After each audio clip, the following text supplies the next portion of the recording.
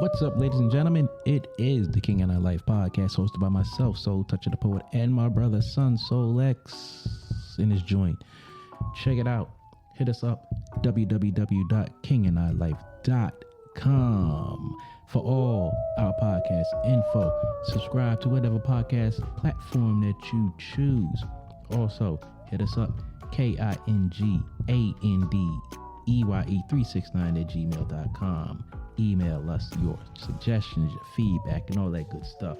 Tune in to us live on Facebook, YouTube, and Twitter, Wednesdays, 7:30 p.m. Eastern Time. And make sure you like, subscribe, and share, because we are all over all those social media platforms. Stay tuned for the good stuff.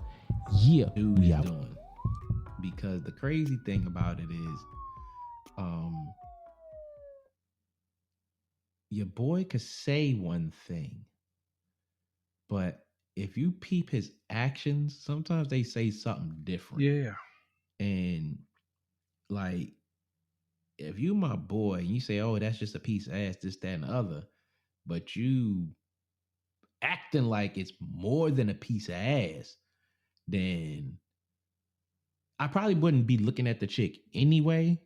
I mean, I might be looking at it and saying, damn, whatever the case may be, but I'm not going to look at it with, like, I'm going to try to smash it or I want to smash it. But, you know, if that, for whatever reason, happened and she was checking me out or whatever, I probably wouldn't even have to ask unless we got into a homeboy conversation and we were just talking and he said what it is. Right. But I'm going to check his actions. Because, you know, dudes throughout our lives, we get with chicks and say, oh, it ain't that serious. But if you banging them for like 2, 3, 4 months, it is a little serious for some. And some people get attached to that. So it's like, you know what? That's you. I'm going to fall back. You do you with no problems, because obviously your feelings is in that. I've seen it so many times. And it's like, and I be looking at dudes, it's like, damn, if Shorty came at me, this joke would be heartbroken. Like, yo, but I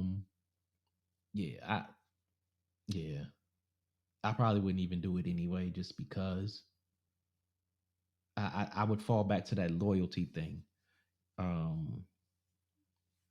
I would fall back to the loyalty thing. You my man, that's your little piece. Unless you explicitly say, go ahead and hit that, I ain't fucking with it. Yeah, definitely. I had one of my little young homies call me up and ask me, though. He was describing the situation where one of his cousins had a little shorty on the side, and they had been kicking it for a minute, but, you know, they went their separate ways, and she was getting at him. And he was asking me, he was like, man, big homie, what I'm supposed to do? And I was telling him, I was like, oh no, bruh. Like, this is your cousin. So even though, you know, this was just his chick on the side, he's probably going to feel some way about that shit. Right. I was like, you can try to clear it with him first and, you know, make sure everything good, you know, as far as like telling him, hey, shorty trying to get at me. But even though that nigga, or excuse me, Niji, even though that Niji say it's cool, somewhere in the back of his feelings, he gonna have a problem with that.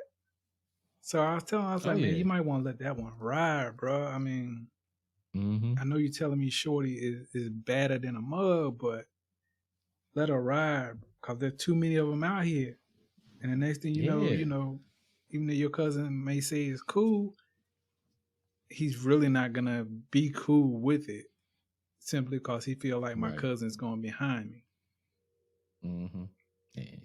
Yeah. And jokers get attached to their side piece. Yeah, man. So I don't know if the side piece mean more than the main chick sometimes.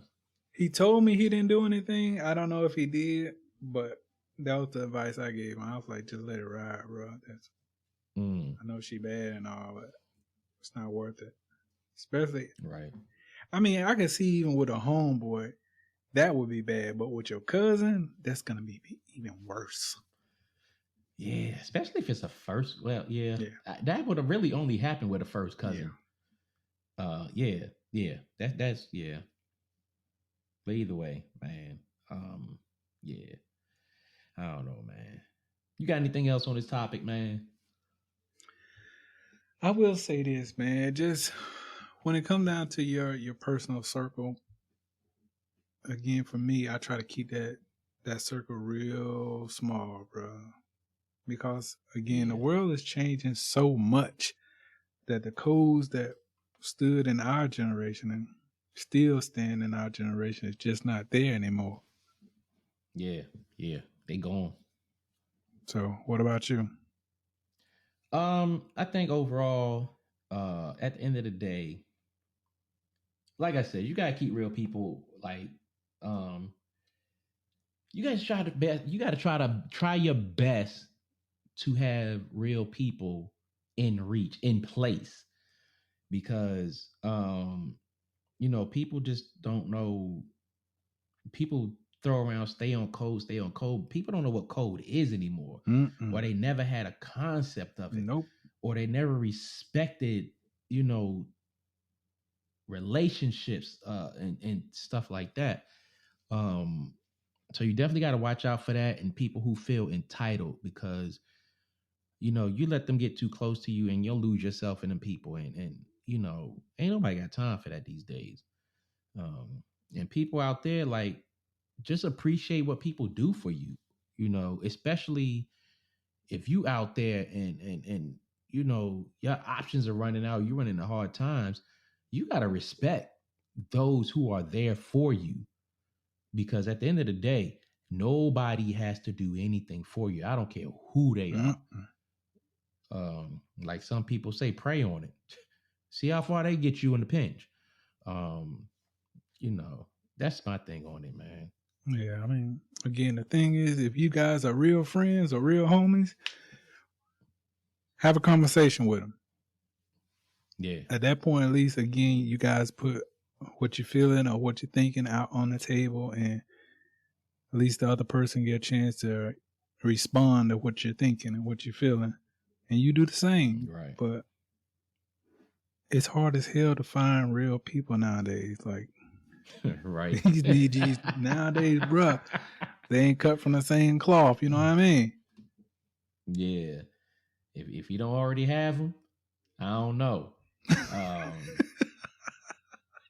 There's chances or situations to where you can still grow into it with people, but in these times, it's like a lot of us don't have the time for it, to invest in finding loyal people that got your back. So, but I just want to say shout out to the Brat fam in Memphis, because they didn't have to take time out of their lives for that, and get out there Saturday and rock with us Saturday, Sunday, and Monday. They didn't have to do that. And that's my thing with real people, because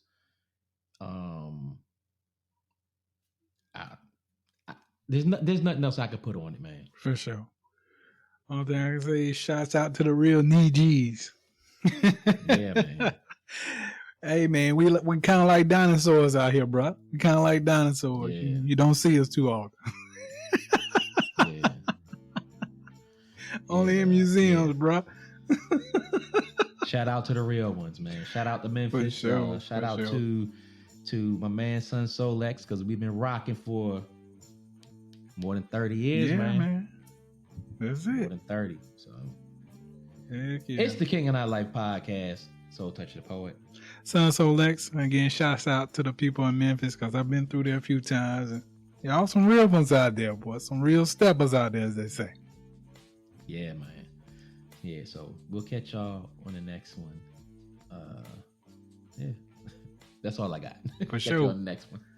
Again, y'all can catch us on KingAndEye369@gmail.com.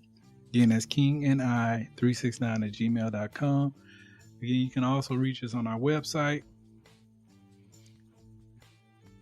Oh, I'm sorry. I was throwing you the ball. That was the website.